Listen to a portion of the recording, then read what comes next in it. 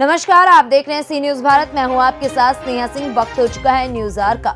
उत्तर प्रदेश के जनपद हापुड़ के थाना बाबूगढ़ क्षेत्र के गांव श्यामपुर जट्टा में ग्राम प्रधान के द्वारा जनता दरबार का आयोजन किया गया, जिसमें ग्रामीणों ने अपनी अपनी समस्याओं के बारे में ग्राम प्रधान को बताया।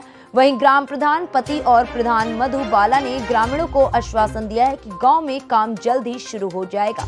जहां पिछले लगभग 2 महीनों से विकास की रफ्तार पर कुछ शिकायतों ने ताला लटका दिया, उसी विकास की दौड़ को मजबूत और आगे बढ़ाने के लिए जनता दरबार लगाया गया। वहीं जनता ने बताया कि विकास कार्य तो करने के लिए ग्राम प्रधान तैयार हैं, परंतु शासन और प्रशासन से कोई मदद न होने के कारण गांव में सफाई और गांव में विकास नहीं हो पा रहा है, जिसको लेकर ग्राम प्रधान मधुबाला समय समय पर अधिकारियों को अवगत भी कराती रहती हैं, फिर भी गांव में कोई विकास नहीं हो पा रहा है। ऊपर से गांव वालों को काफी दिक्कतों का सामना भी करना पड़ रहा है। क्या नाम है आपका? आज इसमें जो जनता दरबार है इसमें आए हो, क्या समस्या है जो गांव की है और क्या लगता है विकास कार्य होगा?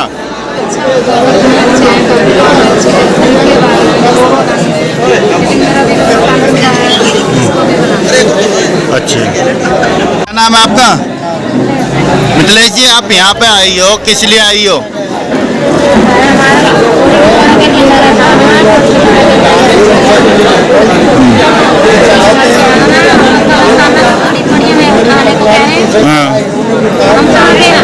ग्राम प्रधान कैसे हैं?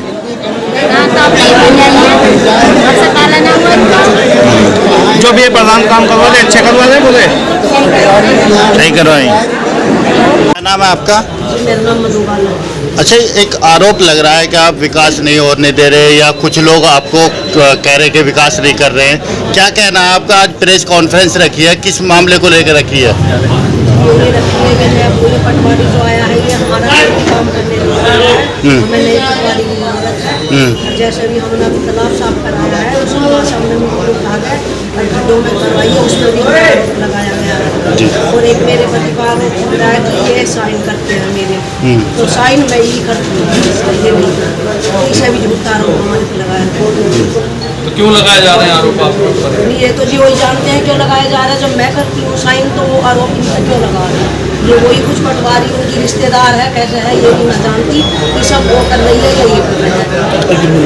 आज गांव में इस तरह की समस्या देख रहे हैं जी, ये 2 महीने हो गए, 2 महीने से पटवारी ना हमारे यहाँ आई है, ना कोई बात नहीं है, ना कोई साइन करवाया है। तो आपने ये जनता दरबार लगाया जो लोगों की समस्या उनके सुनने के लिए? हाँ जी, प्रधानी शुरू हुई है, आप भी अभी नवनिर्वाचित हैं, तो ऐसी चुनौतियां कितना परेशान करती हैं? जैसे आपका भी कार्यकाल अभी शुरू हुआ है, आप क्या काम करेंगे जिस तरीके से ऐसी परिस्थितियाँ हैं?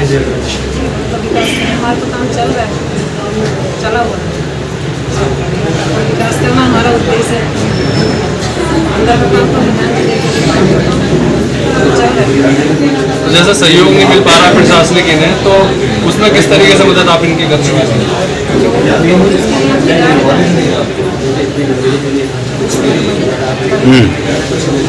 क्या नाम है आपका? मेरा नाम राजेंद्र प्रधान है जी। मैं भारतीय किसान यूनियन भानु का राष्ट्रीय महासचिव हूँ और ग्राम प्रधान हूँ। आज जो प्रेस कॉन्फ्रेंस में आज भाग लिया है, क्या आप यहाँ की जो समस्याएं हैं और क्या लगता है विकास कार्य आगे होगा या फिर यहीं थम जाएगा? प्रधान जी ने मुझे अवगत कराया कि यहाँ विकास कार्यों को लेकर कुछ बाधा उत्पन्न हो रही है, और जैसा मुझे यहाँ की स्थिति देख के लगा कि देखिए लोकतंत्र है, लोकतंत्र के तहत चुनाव होकर गुजरा है, अभी आप सभी लोग जानते हैं।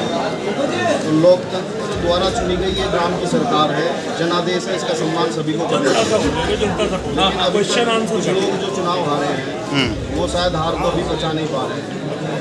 दिक्कत वहीं आती है, और आप पत्रकार को शासन प्रशासन भी इस बात को जानता है। अभी जिले हापुड़ में मैंने पढ़ा था, पेपर में आया था पीछे, टूटेगा पूर्व प्रधान और सेक्रेटरी का गठजोड़।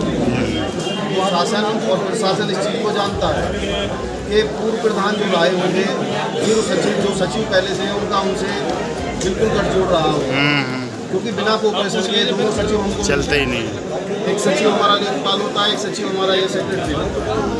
तो कहीं ना कहीं दिक्कत आती है उन लोगों को भी काम करने में। तो उन चीज़ों को शासन प्रशासन के नज़र में रखते हुए पीछे सभी सेक्रेटरियों के कार्यक्षेत्र में क्योंकि नया जो भी आदमी आए, ये गाँव की जो लोकतंत्र द्वारा चुनी हुई सरकार है, इसका सहयोग करे। सहयोग से ही विकास संभव है। लेकिन यही कार्य यहाँ पर नहीं हो पाया है।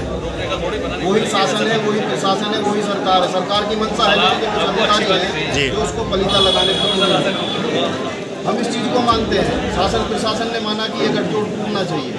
तो पटवारी का तबादला कोई बड़ी बात नहीं है। तबादला या ट्रांसफ़र तो नौकरी का एक अंग है। और नौकरी में ट्रांसफ़र होने के बाद इस तरह का आरोप लगाना या विकास कार्य में बाधा उत्पन्न करना या एक गठजोड़ की जो समस्या है वो आप सभी लोग आप भी समझ रहे होंगे, मैं भी समझ रहा हूँ। जी। मुझे लगता है वही समस्या है, क्योंकि ग्राम के प्रधान को यदि विकास करना है तो उसे सेक्रेटरी और लेखपाल दो लोगों की जरूरत होती है। दोनों को सचिव के रूप में मिलेगा। यदि विकास कार्य करेगा वित्तीय संबंधी, दूसरा आरोप जो लगाया कि साइन करते हैं, क्या ये संभव है कि वित्त पर अगर दूसरा आदमी साइन कर दे किसी भी तरह के वित्तीय लेन देन पर, क्या वो लेन देन हो जाएगा? और मैं प्रधानपति हूँ एक गाँव में, और श्यामपुर में ये प्रधान। जैसा कभी इनको बुखार हो जाए, कोई दिक्कत हो जाए, लेकिन मैं ही जाता हूँ कहीं बाहर कोई एप्लीकेशन वगैरह लेके। ये शुरुआत कैसे हुई? ताकि गाँव वाले मेरे पास आए, मेरे से उम्मीदें रखे हुए हैं, इन्होंने बदला। ये 20 साल से बहुत ही चुपचाप और किसी प्रेशर में रहे। उन्हें इस बार उन्होंने मुझे बुला लिया, मैं लाजवाब रहता हूँ। उनके बुलाने के बाद उन्होंने मुझे प्रधान बना लिया, मेरी वाइफ को। प्रधान बनने के बाद मैं यहाँ समस्याएं देखा है, जैसे लोग अपनी अपनी समस्याएं लेकर आए, मैं ऐसा करवाओ, ये करवाओ, यहाँ पंचायत घर होना चाहिए। हमारा सचिव भी बार बार हमें प्रेशर दे रहा है कि आप पंचायत घर बनवाओ बहुत जल्दी करके। ये सब शिकायतें लेके हम आगे बढ़ते गए। पटवारी को बुलवाया। पटवारी स्टार्टिंग में 2 बार तो आई यहाँ पे, लेकिन उसके बाद जो हमारी लेखपाल है वो पुराने प्रधान के साथ ही अपने पुराने तरीके से मेलजोल से अपना काम करती रही। एक अतिक्रमण पुराने जो 5-7 लोग जो भाई साहब ने बताए हैं, वो लोग कहीं अतिक्रमण करा रहे थे।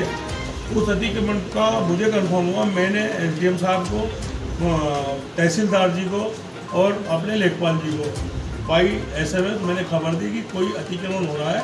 मुझे ये कंफर्म नहीं है कि वो जगह ग्राम पंचायत की है या गांव की है, तो ज़रा उसका निराकरण करा लें, और है तो उसे रुकवा दें। वहाँ से एसडीएम साहब ने मुझे स्पेशल फ़ोन करके ये बोला कि आप वहीं मिलिए, आपके लेखपाल को वहाँ भेजा जा रहा है, उनकी ड्यूटी लगाई। वो पटवारी जी 20 मिनट पहले पहुँच गई, मैं 10-20 मिनट बाद पहुँचा। तो वहाँ 100-150 लोग थे जो पुराने प्रधान के थे सभी। वो खुद एप्लीकेशन लिखवा रही थी कि ये ज़मीन पे आप 50 साल पुराना कब्जा दिखाओ और मैं एप्लीकेशन लिखवाती हूँ, ये जो है इन्हीं की हो जाएगी जो है। मैं वहाँ पहुँचा, मैंने उन्हें कहा कि आप तो खुद ही एप्लीकेशन लिखवा रही हैं, ऐसा क्यों कर रही हैं, ये तो गलत बात है। एसडीएम साहब ने ड्यूटी लगाई है, आप एक सिजरा खोल के इनको केवल इतना बता दें ये ग्राम पंचायत की है या इनकी अपनी पर्सनल जगह है। उन्होंने मुझे डायरेक्ट उन्हीं लोगों के बीच में 100-150 लोग थे वहाँ, उन्हीं के बीच में मुझे उन्होंने वो बोलती है नहीं, मैं सीधा जब बोलूँगी पहले आप एप्लीकेशन लगाइए, उसके बाद एक टीम बनेगी, उसके बाद मैं आपको सिजरा खोल के दिखाऊँगी। मैंने कहा जी ये तो एक झगड़ा होने वाली बात हो गई, आप की ड्यूटी लगाई एसडीएम साहब ने, ये तो गलत बात है। ठीक है, हम कल एसडीएम साहब से ही मिलेंगे। हम वहाँ से चले आए। उसके बाद 1.5 महीना गुजर गया, उनकी ना मेरी कोई मुलाकात है, ना कोई फ़ोन पे बात है, ना ही वो बुलाने से आई हैं। जितने मेंबर और गांव वाले मुझे आया कि बताते हैं कि क्या हुआ जी, क्या हुआ, हमारी नापतोल क्यों नहीं हो रही, हमारी ज़मीनें पूरी क्यों नहीं हो रही, हमारी ये दिक्कतें हैं, इनको सोल्व क्यों नहीं कर रहे, कोई नया काम क्यों नहीं कर रहे। मैं उनको यही बताता हूँ भाई चल रही है, मैं एप्लीकेशन भी दे रहा हूँ, सब कुछ कर रहा हूँ। जब वो नहीं सुनी, नहीं मानी, हम डीएम साहब पे पहुँचे। डीएम साहब ने उनका ट्रांसफ़र बता दिया। हमें पता लगता है कि वो ट्रांसफ़र रुक जाता है, एसडीएम साहब के बताने के बावजूद भी हमें वापस भेज दिया जाता है। पता लगा कि वो ट्रांसफ़र नहीं हुआ एसडीएम साहब के कहने के बाद। फिर कुछ दिन इंतजार किया, फिर भी कुछ नहीं हुआ। गांव में पुस्तकालय एमपी साहब ने दे दिया हमें यहाँ, वो पुस्तकालय के लिए जगह निश्चित करनी थी, पब्लिक की सुननी थी, पब्लिक जहाँ चाहती है वहीं बन जाए, लेकिन यहाँ पे लेखपाल जी नहीं आ पाए।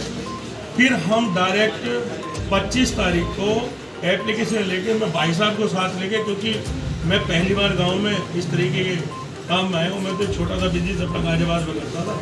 बनकर जी आप देखा हमारी कोई सुनवाई नहीं हो रही। भाई साहब को लेकर मैं सीधा डीएम साहब के पास गए, हम एप्लीकेशन दी, उनको बताया, उन्होंने कहा ठीक है उनकी जगह कोई दूसरा लेखपाल आपके गाँव में लग जाए।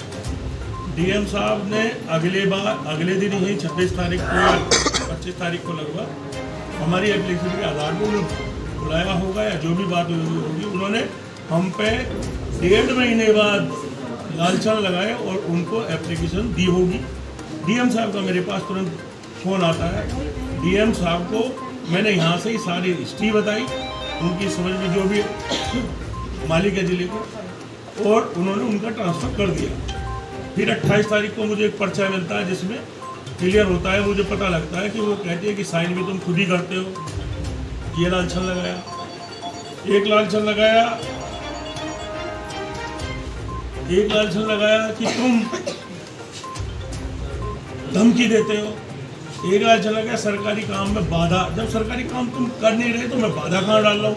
मैं तुम्हारी रिक्वेस्ट कर रहा हूँ कि ये काम कर दो, गांव का काम विकास में कुछ काम करने हैं, तुम मेरा काम कर दो, उसके लिए भी नहीं मिली जो मैं तुमसे कह भी सकूँ।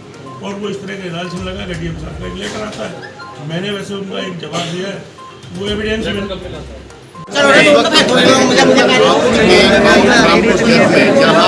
प्रधान जी के द्वारा जनता दरबार लगाया गया है, ये दरबार इसलिए लगाया गया है कि लोगों की जो पर्सनल या फिर विकास कार्यों को लेकर जो समस्याएं हैं उन्हें अवगत कराने के लिए, ताकि विकास आगे दौड़े।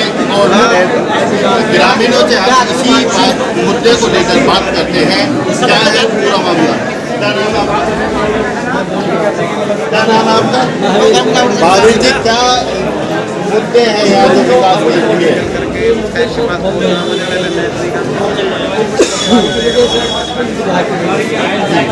सभी कार्य सर्वेक्षण बंद किया गया है और हम बहुत ज़्यादा परेशान हैं।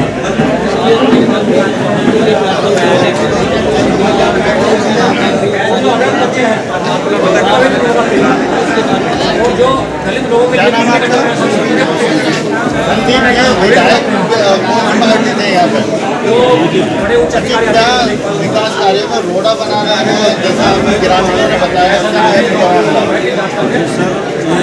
हमारे यहाँ पर खरंजा है, तो पिछली योजना में प्रधान जी ने कहा था खरंजा बनवा देंगे, तो कह रहे बनवा देंगे, लेकिन ये पता लगता है नए प्रधान जी है उन्होंने कह रखा, लेकिन वो बता दिए प्रधान जी हमारे समस्या बनते हैं तुरंत पता लगेगा। क्या नाम आपका? जैसे आप युवा है तो पिछली जो अभी जो प्रधान बने हैं डेवलपमेंट हुआ है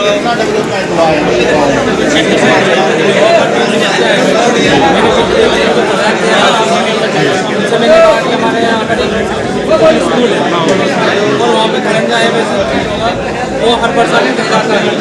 मैंने उनसे कहा कि उन्होंने कहा कि बन जाएगा, नहीं बना। फिर मैं क्षेत्र को बोल मसला है कि सचिव उन्होंने रिपोर्ट लगाई उन्होंने कि गाँव में आपके शौचालय और सैनिटाइजर कार्य करेगा, कोई जगह नहीं बन पाया। उसके बाद हमारे आश्वासन देते हैं जैसा कि यहाँ पर ग्रामीणों से बात की है, इन्होंने अपने जो समस्याएं हैं वो अवगत कराई हैं। आप उनसे सी न्यूज़ के लिए रुस्तम सिंह की रिपोर्ट। हापुड़ से सी न्यूज़ संवाददाता रुस्तम सिंह की रिपोर्ट। फिलहाल इस खबर में बस इतना ही। देश विदेश की ऐसी तमाम खबरों को देखने के लिए बने रहें सी न्यूज़ भारत के साथ। हर खबर आपके साथ, आपके हाथ।